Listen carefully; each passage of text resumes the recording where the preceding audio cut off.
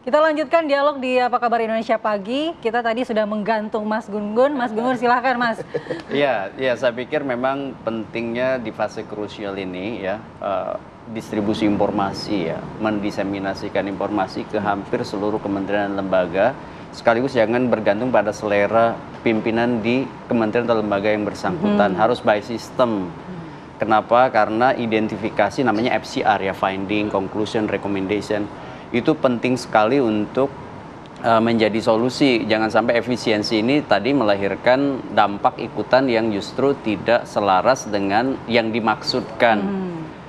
Itu biasanya karena dua problem. Pertama itu salah interpretasi, yang kedua memang tidak evidence based dalam melakukan efisiensi, sehingga berubah makna yang tadi seperti disebut ya oleh kawan kita, dari efisiensi menjadi pemangkasan saja. Padahal kan logiknya itu diupayakan untuk bonum komunnya ada, kepentingan atau public interestnya itu terwadahi di situ. Artinya ada upaya untuk memperbaiki keadaan, bukan hanya sekedar mengalokasikan anggaran yang sudah ada untuk tujuan tertentu, apalagi hanya sedikit orang atau sekelompok orang saja. Berarti bisa dibilang efisiensi ini kemudian salah sasaran untuk kembali menyelamatkan dalam tanda kutip pada level yang lebih tinggi begitu? Iya, level lebih tinggi itu kan publik ya, atau warga negara yang kemudian akan merasakan dampak dari efisiensi.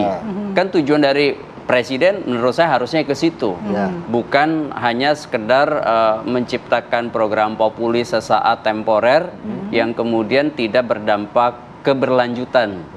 Nah, efisiensi kita harapkan itu menjadi terobosan kan, dan itu bagus. Oleh karenanya perlu sekali mengkomunikasikan ini, dan ada tim yang menjadi gatekeeper dari bekerjanya sistem efisiensi ini, sekaligus bisa kemudian melintasi yang disebutkan bottleneck ya, hambatan sekarang sesnek ya, dan tentu juga dibutuhkan juga seluruh perangkat yang kira-kira bisa menopang bahwa efisiensi ini tidak hanya bagus di konsep, tetapi juga CPM-nya jalan, Communication of Privacy Management-nya jalan, sekaligus tata kelola dalam konteks distribusi atau redistribusi anggaran yang mungkin saja berubah dan keluar dari zona nyamannya. Baik, terima kasih Mas Gun-Gun. Saya mau ke Mas Ahmad. Mas Ahmad, kalau saya sedikit membaca tulisan Anda bahwa sejauh ini memang kata efisiensi kemudian sedikit meneror begitu ya, meneror ada sekitar hampir 5.000 karyawan honorer yang saya bisa baca dari tulisan seorang Mas Ahmad. Kemudian apa yang bisa dilakukan agar kata efisiensi ini justru tidak meneror para karyawan-karyawan honorer di seluruh Indonesia, Mas Ahmad? Ya, saya kira kita harus evaluasi ya, yang meng-PHK merumahkan pegawai-pegawai honorer ini kebijakan siapa. Saya kira ini ada di kewenangan Menpan ya. Jadi begini, Philip, saya tuh melihat Pak Prabowo dengan retreatnya bersama para menteri menyatakan bahwa ini adalah kabinet merah putih, harusnya sesuai dengan arahan presiden. Tapi di hari ini, Mas Philip, isu efisiensi ini kelihatan semuanya kedodoran ini. Seolah-olah menteri-menteri ini jadi nggak paham gitu loh, nggak mengerti apa yang dimaksud oleh presiden. Saya kira ini kita perlu retreat lagi kali ya, Pak Presiden bersama para menteri dan jajaran di bawahnya, agar ini mengerti ya. Padahal kan sederhana yang dimaksud oleh Pak Prabowo. Tanggal 22 nanti. Kepala daerah. Iya. Berikan yang terbaik untuk rakyat, satu. Yang kedua adalah jangan potong pegawai. Yang dipotong adalah honorer. Ya, honorer kan pegawai juga, Bapak Ibu.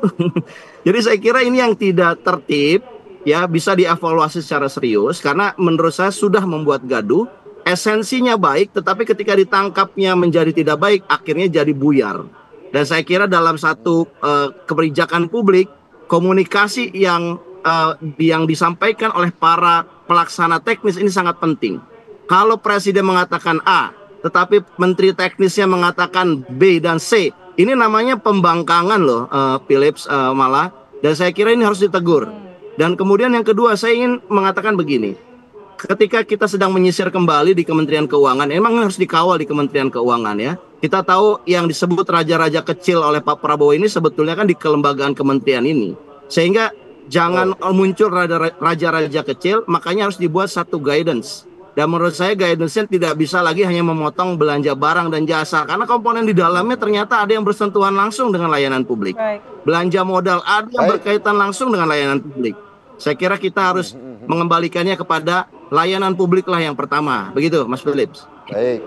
Baik Mas Ahmad, terima kasih atas waktunya. Tentunya kami juga sudah mendapatkan bagaimana keinginan dari publik yang tentunya janganlah di teror-teror dengan teror-teror kata-kata efisiensi, agar kata efisiensi ini juga tepat sasaran begitu ya. Baik, Cari terima kasih. tahu lah ya, Cari yang mana tahu. lemak, yang mana otot. Nah, yang Jangan ototnya dihilangkan, lemaknya dijaga begitu. Baik, terima kasih Bang Ahmad atas waktunya. Mas Gun Gun, Terima Herianto, kasih, terima kasih, Bu. Mbak Dita, Mas Gun Gun. Terima kasih atas waktunya dan pemirsa.